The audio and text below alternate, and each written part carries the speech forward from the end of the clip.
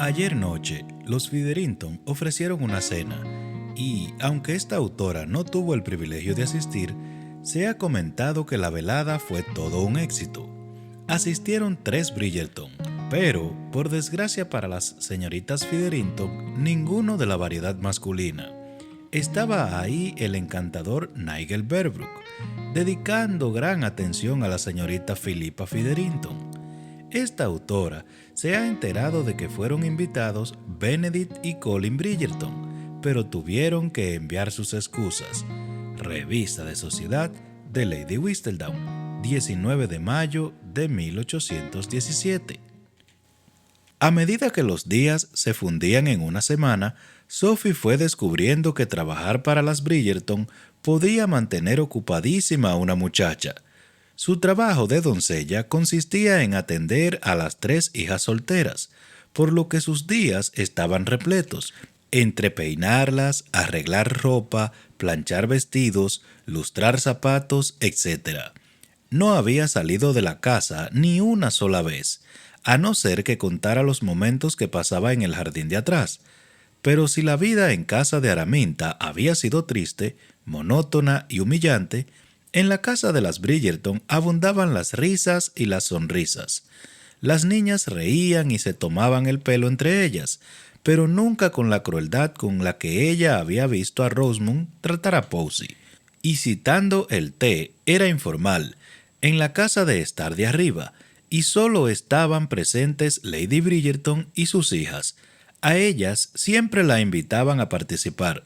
Normalmente, ella llevaba una cesta de costuras para remendar, zurcir o pegar botones mientras las otras charlaban. Pero era maravilloso poder estar sentada ahí, bebiendo té con leche fresca, en una fina taza, y panecillos calientes, y pasados unos días se sentía tan a gusto que comenzó a intervenir en las conversaciones.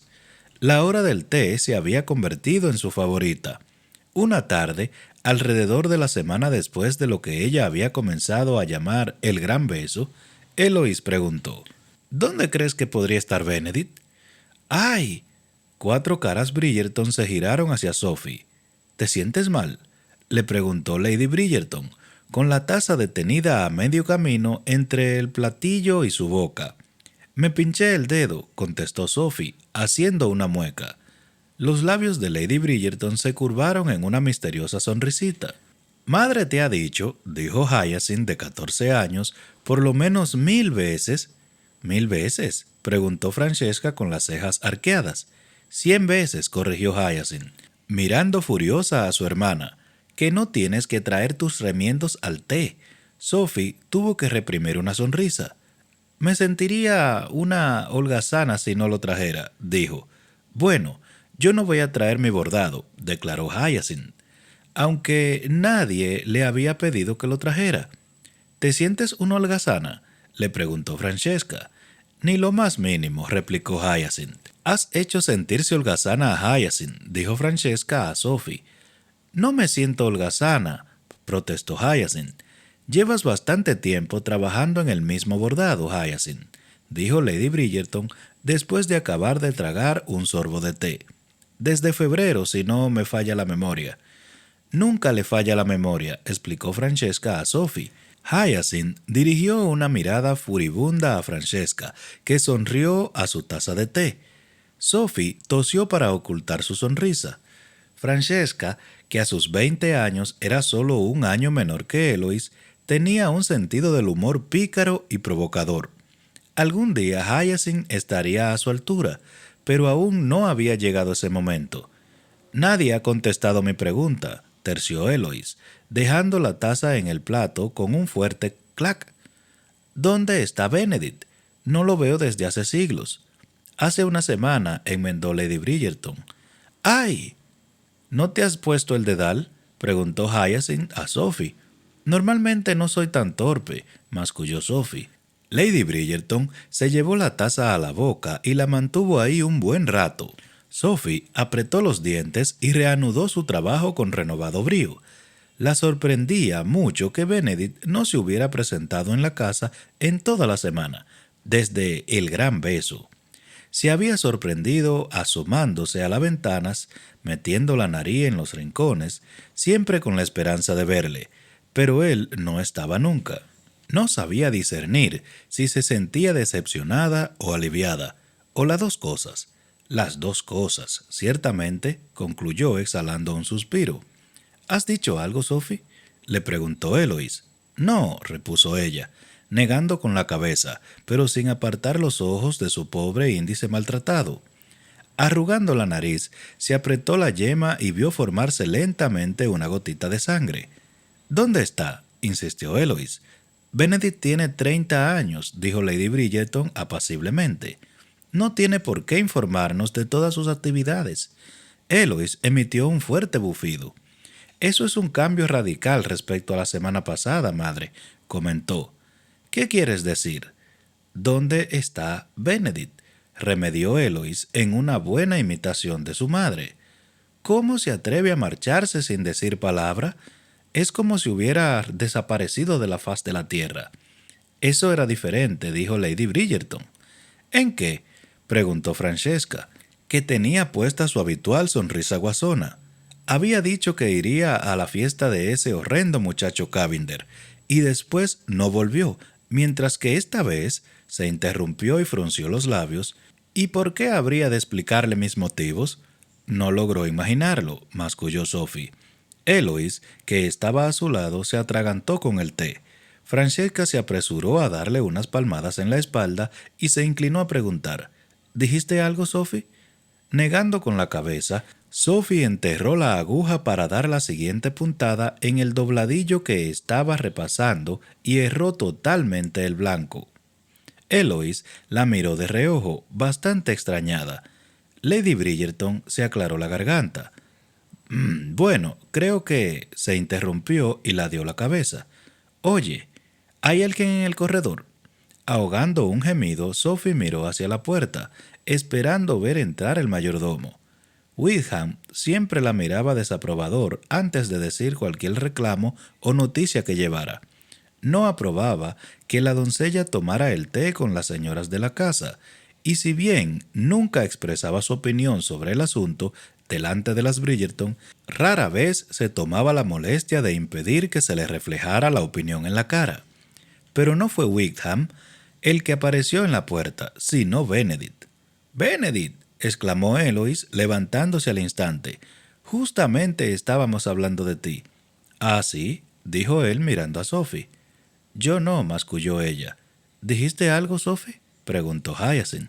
«¡Ay!». «Tendré que quitarte esa costura», dijo Lady Bridgerton, sonriendo divertida. «Habrás perdido una pinta de sangre cuando hayas acabado el día». Sophie dejó a un lado la costura disponiéndose a levantarse. «Iré a buscar un dedal». «¿No tienes dedal?», exclamó Hyacinth. «Yo jamás soñaría con remendar algo sin un dedal». «¿Y alguna vez has soñado con remendar?», le preguntó Francesca, sonriendo burlona. Hyacinth le dio un puntapié con lo que casi volcó el servicio de té. «Hyacinth», le regañó Lady Bridgerton. Sophie miró hacia la puerta, tratando de fijar los ojos en cualquier cosa que no fuera Benedict. Se había pasado toda la semana deseando verlo, y ahora que estaba allí, lo único que deseaba era escapar. Si le miraba a la cara, su mirada se desviaría inevitablemente hacia sus labios, y si le miraba los labios, sus pensamientos irían inmediatamente a ese beso. Y si pensaba en ese beso, «Necesito ese dedal», dijo, levantándose de un salto. Había ciertas cosas que no se debían pensar en público. «Eso dijiste», comentó Benedict, alzando una ceja en arco perfecto y perfectamente arrogante. «Está abajo», explicó ella, «en mi habitación». «Pero si tu habitación está arriba», observó Hyacinth, «Sophie la habría matado». «Eso fue lo que dije», dijo ella entre dientes. «No dijiste eso», rebatió Hyacinth muy segura. «Sí, dije eso», afirmó Lady Bridgerton. «Yo la oí». Sophie giró la cabeza para mirar a Lady Bridgerton y al instante comprendió que ésta había mentido. «Tengo que ir a buscar ese dedal», dijo, más o menos por enésima vez. Corrió hacia la puerta, atragantándose con la saliva al acercarse a Benedict. No querría que te hicieras daño, dijo él, haciéndose a un lado para dejarla pasar por la puerta. Pero cuando ella pasó, se le acercó un poco y susurró, «Cobarde». Ella sintió arder las mejillas y cuando ya había bajado media escalera, cayó en la cuenta de que tenía que haber subido a su habitación. ¡Maldición! No deseaba volverse a pasar nuevamente junto a Benedict. Lo más probable era que él continuara de pie en la puerta y curvaría los labios cuando ella pasara, en una de esas sonrisas levemente burlonas, levemente seductoras, que siempre conseguían quitarle el aliento. ¡Qué desastre! De ninguna manera podía continuar en esa casa. ¿Cómo podría continuar con Lady Bridgerton cuando cada vez que veía a Benedict se le licuaban las rodillas? Sencillamente no tenía las fuerzas. Él la conquistaría, la haría olvidar todos sus principios, todos sus juramentos. Tendría que marcharse, no tendría otra opción. Y eso era terrible también, porque le gustaba trabajar para las hermanas Bridgerton. La trataban como a un ser humano, no como a un caballo de tiro. Le hacían preguntas y parecían interesarse en sus respuestas. Ella no era una de ellas, cierto, jamás lo sería, pero ellas le hacían fácil imaginar, simular que lo era. Y por encima de todo, lo único que de verdad había deseado en su vida era una familia. Con las Bridgerton casi podía simular que tenía una familia. «¿Te has extraviado?». Levantó la vista y vio a Benedict en lo alto de la escalera, apoyado despreocupadamente en la pared. Miró el suelo y cayó en la cuenta de que seguía a mitad de la escalera. «Voy a salir. ¿A comprar un dedal?». «Sí», respondió ella retadora. «¿No necesitas dinero?». Podría mentirle y decirle que llevaba dinero en el bolsillo, o decirle la verdad y dejar al descubierto la patética tonta que era. O igual, podría bajar corriendo la escalera y salir de la casa. Esa era la salida cobarde, pero... «Tengo que irme», masculló, y bajó tan rápido que se olvidó de que había que salir por la puerta de servicio. Atravesó corriendo el vestíbulo, abrió la pesada puerta y bajó a tropezones la escalinata de entrada. Al tocar sus pies la acera, giró en dirección norte, no por ningún motivo en particular, sino simplemente porque tenía que ir a alguna parte, y entonces oyó una voz chillona, horrible, espantosa. Dios santo, era la voz de Araminta. Se le paró el corazón, corrió hacia la pared y se apretó contra ella. Araminta estaba mirando hacia la calle, y a menos que se girara, no la vería. Por lo menos era fácil permanecer en silencio cuando no se tenía fuerzas ni para respirar. ¿Y qué hacía ahí Araminta? La casa Pinkwood estaba por lo menos a unas 8 manzanas, más cerca de... Entonces le vino al recuerdo. Lo había leído en Whistledown el año anterior, en uno de los pocos ejemplares que habían caído en sus manos cuando trabajaba para los Cavender. El nuevo conde de Pinkwood había decidido tomar residencia en su casa de Londres, por lo que Araminta, Rosamund y Posey se vieron obligadas a buscarse otra casa. Pero, ¿la casa vecina a la de los Bridgerton? Ni aunque lo hubiera intentado, habría podido imaginarse una pesadilla peor. «¿Dónde está esa muchacha insufrible?», estaba diciendo Araminta. Al instante, Sophie sintió lástima de esa determinada muchacha, habiendo sido la anterior muchacha insufrible de Araminta. Sabía que ese puesto iba acompañado de muy pocos beneficios. «Posey», chilló Araminta, y fue a subir a un coche que estaba esperando. Sophie se mordió el labio, con el corazón oprimido. En ese momento comprendió exactamente lo que debió ocurrir cuando ella se marchó. Araminta habría contratado a una doncella, y seguro que la trataría horrorosamente, pero no podía degradarla, ni humillarla del mismo modo que a ella. Había que conocer a la persona y odiarla realmente para ser tan cruel. Cualquier criada no le serviría, y puesto que Araminta necesitaba humillar a alguien, pues no podía sentirse bien consigo misma si no hacía sentirse mal a alguien. Evidentemente eligió a Posey como cabeza de turco, o turca tal vez. En ese momento Posey salió corriendo de la casa, con la cara pálida y ojerosa. Sophie la observó, se veía desgraciada y tal vez un poco más gorda que hacía 2 años. A Araminta no le gustaría nada eso, pensó tristemente. Araminta nunca había logrado aceptar que Posey no fuera menuda, rubia y hermosa, como ella y como Rosamund.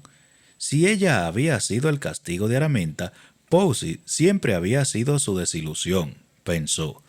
Posey estaba agachada en lo alto de la escalinata, atándose las correas de los botones. Rosamund sacó la cabeza por la ventanilla del coche y gritó: «¡Posey!», con una voz chillona bastante poco atractiva. Pensó Sophie. «Voy», gritó Posey. «Date prisa». Posey acabó de atarse las correas y bajó, pero en su prisa se le resbaló el pie en el último peldaño y al instante siguiente estaba tumbada en la acera. Instintivamente Sophie dio un paso para correr a ayudarla, pero volvió a pegarse a la pared. Posey no se había hecho ningún daño, y no había nada en la vida que deseara menos que la posibilidad de que Araminta se enterara de que estaba en Londres y justamente en la casa vecina. Posey se levantó del suelo y dedicó un momento a mover el cuello, primero a la izquierda y luego a la derecha, y entonces la vio. De eso no cabía la menor duda, porque agrandó los ojos, abrió ligeramente la boca y luego formó un pequeño morro en los labios, como para decir «¡Sophie!». Sophie negó enérgicamente con la cabeza. «¿Posey?», gritó Araminta con voz airada. Sophie volvió a negar con la cabeza, suplicándole con los ojos que no delatara su presencia. «Voy, madre», gritó Posey, y, después de hacerle un leve gesto de asentimiento a ella, subió al coche. El coche emprendió la marcha y, por suerte, iba en la dirección opuesta a donde se encontraba ella. A punto de desplomarse, estuvo 1 minuto entero apoyada en la pared sin moverse, y luego continuó inmóvil otros 5. No había sido la intención de Benedict ir a tomar el té con su madre y sus hermanas, aunque al llegar había pensado mejor. Pero en el momento en que Sophie salió corriendo de la casa de estar de arriba, perdió todo el interés en el té y los panecillos. «Justo estaba preguntando dónde estarías», estaba diciendo Eloy. Giró levemente la cabeza hacia la derecha y estiró el cuello, para ver cuánto de la calle lograba ver por la ventana desde ese ángulo. «He dicho que estaba preguntando», alcanzó a decir Eloís casi a gritos. «Eloís, baja la voz», la interrumpió Lady Bridgerton. «Pero es que no está escuchando». «Si no está escuchando, gritando no vas a atraer su atención», dijo Lady Bridgerton. «Arrojarle un panecillo podría resultar», sugirió Hyacinth. «Hyacinth, no te Pero Hyacinth ya había arrojado el panecillo. Benedict se hizo a un lado un segundo antes de que el panecillo le rebotara en un lado de la cabeza. Lo primero que hizo fue mirar la pared, donde el panecillo había dejado una ligera mancha, y luego miró al suelo, donde había aterrizado, notablemente en una sola pieza. «Creo que esa es la señal para que me marche», dijo afablemente, dirigiendo una fresca sonrisa a su hermana menor. El panecillo volante le daba el pretexto perfecto para salir de la casa y ver si lograba seguirle el rastro a Sophie hasta donde fuera que creía que iba. «Pero si acababas de llegar», dijo su madre. Al instante, él la observó con desconfianza. Ese no había sido ni remotamente el tono quejumbroso que empleaba habitualmente para decir «pero si acabas de llegar». La verdad, no parecía molesta en lo más mínimo porque él pensaba marcharse, lo cual significaba que se traía algo entre manos. «Podría quedarme», dijo, solo para probarla. «Oh, no», repuso ella, llevándose la taza a los labios, aunque él estaba seguro de que estaba vacía. «No permitas que te detengamos si estás ocupado». Benedict trató de acomodar los rasgos en una expresión impasible, o por lo menos una que ocultara su sorpresa. La última vez que informó a su madre de que estaba ocupado, ella reaccionó con un «demasiado ocupado para tu madre». Su primer impulso fue afirmar «me quedo» e instalarse en una silla, pero tuvo la sangre fría necesaria para comprender que quedarse ahí solo para frustrar a su madre era bastante ridículo, cuando lo que de veras deseaba hacer era marcharse. «Me voy, entonces», dijo finalmente, retrocediendo hacia la puerta. «Vete», dijo ella, haciéndole un gesto de despedida. «Que te diviertas». Benedict decidió salir antes de que ella se las arreglara para confundirlo más. Se agachó a recoger el panecillo y lo lanzó suavemente a Hyacinth, que lo cogió al vuelo, sonriendo. Después hizo una inclinación hacia su madre y su hermana y salió al corredor. Cuando llegaba a la escalera, alcanzó a oír decir a su madre: «Creí que no se marcharía nunca». Muy extraño, francamente. Bajó deprisa la escalera, atravesó el vestíbulo con largas y tranquilas zancadas y salió. Dudaba de que Sophie estuviera cerca de la casa, pero si había ido a comprar, solo podía haber tomado una dirección. Giró a la derecha, con la intención de dirigirse a la pequeña hilera de tiendas, pero solo había dado 3 pasos cuando la vio. Ella estaba pegada a la pared de ladrillos exterior, con el aspecto de recordar apenas la forma de respirar. Corrió hacia ella. «Sophie, ¿qué ha ocurrido? ¿Te sientes mal?» Ella se sobresaltó al verlo. Después negó con la cabeza. Él no le creyó, naturalmente, pero no le vio ningún sentido a decir eso. «Estás temblando», le dijo, mirándole las manos. «Dime qué ocurrió. ¿Alguien te molestó?» «No», dijo ella con voz temblorosa, nada característica. «Solo estoy...»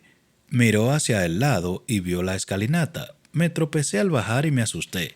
Sonrió débilmente. «Seguro que sabes lo que quiero decir.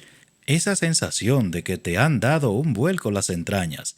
Benedict asintió porque sabía qué quería decir, pero no porque le creyera. «Ven conmigo». Ella lo miró, y había algo en esas profundidades verdes que a él le oprimió el corazón. «¿A dónde?», preguntó ella en un susurro. «A cualquier parte, para no estar aquí. Vivo 5 casas más allá». «¿Sí?», preguntó ella con los ojos agrandados. «Nadie me lo había dicho». «Te prometo que tu virtud estará a salvo», y luego añadió: «simplemente porque no lo puedo evitar, a no ser que tú desees otra cosa». Tuvo la impresión de que ella se habría resistido o protestado si no hubiera estado tan aturdida, pero se dejó llevar por la calle. «Simplemente estaremos sentados en mi sala de estar hasta que te sientas mejor». Ella asintió y él la hizo subir la escalinata y entrar en su casa. Una modesta casa de ciudad un poco al sur de la de su madre. Cuando ya estaban cómodamente instalados y él había cerrado la puerta para que no los molestaran, ningún criado al pasar, la miró pensando decirle: «Ahora podrías contarme la verdad de lo que te ocurrió». Pero en el último minuto algo lo obligó a morderse la lengua. Él podía preguntárselo, pero seguro que ella no se lo diría. Se pondría a la defensiva y eso no favorecería en nada su causa. Poniéndose una expresión neutra en la cara, le preguntó: «¿Cómo encuentras trabajar para mi familia?» «Son muy simpáticas». «¿Simpáticas?», repitió él, sin poder evitar que se le reflejara la incredulidad en la cara. «Enloquecedoras, quizás, incluso agotadoras, pero ¿simpáticas?» «Yo las encuentro simpáticas», dijo Sophie firmemente. Benedict sonrió porque quería muchísimo a su madre y a sus hermanas, y le encantaba que Sophie estuviera empezando a quererlas, pero entonces cayó en la cuenta de que eso iba en contra de sus propios intereses, porque cuanto más se encariñara Sophie con ellas, menos posibilidades habría de que se deshonrara a sus ojos accediendo a ser su amante. Maldición, había cometido un grave error de cálculo al llevarla allí. Como había estado tan empeñado en que se viniera con él a Londres que ofrecerle un puesto en casa de su madre le pareció la única manera de convencerla. Eso combinado con su buen poco de coacción. Maldición, maldición, maldición. ¿Por qué no la había coaccionado a hacer algo que la hiciera más fácil arrojarse a sus brazos? Deberías agradecer a tus estrellas de la suerte por tenerlas, dijo ella, con la voz más enérgica de lo que se le había salido en toda la tarde. Yo daría cualquier cosa por... No acabó la frase. Daría cualquier cosa porque... le preguntó él, sorprendido de lo mucho que le interesaba oír la respuesta. Por tener una familia como la tuya, repuso ella, mirando tristemente por la ventana. No tienes a nadie, dijo él, no como pregunta, sino como afirmación. Nunca he tenido a nadie, ni siquiera a tu... Recordó que en un descuido ella le había dicho que su madre había muerto al nacer ella. A veces no es fácil ser un Bridgerton, dijo, en tono intencionalmente alegre y afable. Ella giró lentamente la cabeza y lo miró. No puedo imaginarme nada más agradable. Y no hay nada más agradable, pero eso no quiere decir que siempre sea fácil. ¿Qué quieres decir? Y entonces Benedict se vio impulsado a expresar sentimientos que jamás había contado a ningún alma viviente, ni siquiera a su familia. Para la mayor parte del mundo, explicó, solo soy un Bridgerton. No soy Benedict, ni Ben, y ni siquiera un caballero de posibles y algo de inteligencia. Soy simplemente, sonrió pesaroso, un Bridgerton. Concretamente, el número 2. A ella le temblaron los labios y por fin sonrió. Eres mucho más que eso. Y así me gusta pensarlo, pero la mayor parte del mundo no lo ve así. La mayor parte del mundo es tonto y no te merece. Él se echó a reír. No había nada más atractivo que Sophie frunciendo el entrecejo. No encontrarás oposición en mí respecto a eso, pero entonces, justo cuando creía que había acabado ese tema, ella lo sorprendió diciendo, «No te pareces en nada al resto de tu familia». «¿Cómo?», preguntó él, sin mirarla a los ojos. No quería que ella viera lo importante que era para él su respuesta. «Bueno, tu hermano Anthony», arrugó la cara pensando, «el hecho de ser el mayor le ha alterado toda su vida. Evidentemente siente una responsabilidad hacia la familia que tú no. Vamos a ver, espera un momento». «No me interrumpas», dijo ella, colocándole una mano tranquilizadora en el pecho. «No he dicho que no quieras a tu familia, ni que no darías tu vida por cualquiera de ellos. Pero en el caso de tu hermano es diferente. Se siente responsable. Y de verdad creo que se consideraría un fracaso si cualquiera de sus hermanos fuera desgraciado». «¿Cuántas veces has visto a Anthony?» «Una sola vez». Tensó las comisuras de la boca como si quisiera reprimir una sonrisa. «Pero esa vez fue suficiente. En cuanto a tu hermano menor Colin, bueno, no lo he visto, pero he oído hablar mucho». «¿A quién?»